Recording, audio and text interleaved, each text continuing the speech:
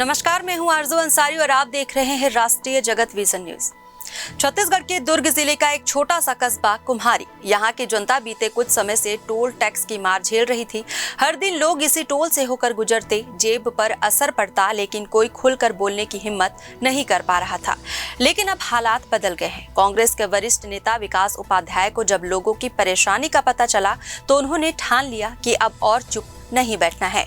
उन्होंने अपने साथियों के साथ मिलकर योजना बनाई और कुम्हारी टोल प्लाजा पर हल्ला बोल करने का ऐलान कर दिया।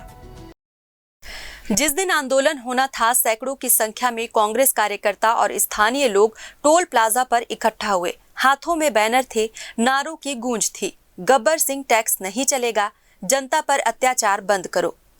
धरना करीब आधे घंटे तक चला। सड़कों पर गूंजते नारों ने प्रशासन को भी सतर्क कर दिया। कांग्रेस नेताओं ने वहां मौजूद लोगों को बताया कि ये टोल प्लाजा अवैध है और यहां जनता से मजबूरन वसूली की जा रही है। कांग्रेस नेताओं ने वहां मौजूद लोगों को बताया कि ये टोल प्लाजा अवैध है और यहां जनता से जबरन वसूली की जा रही है। धरने के बाद विकास उपाध्याय और अन्य नेताओं ने जिला कलेक्टर के नाम एक ज्ञापन सौंपा। इसमें टोल प्लाजा को तत्काल हटाने और लोगों को राहत देने की मांग की गई।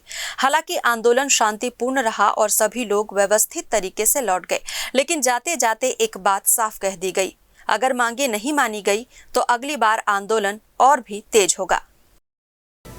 फिलहाल इस खबर में बस इतना ही। देश प्रदेश की खबरों से अपडेटेड रहने के लिए हमारे चैनल को सब्सक्राइब करें और नए खबरों के नोटिफिकेशन के लिए बेल आइकन जरूर दबाएं। नमस्कार।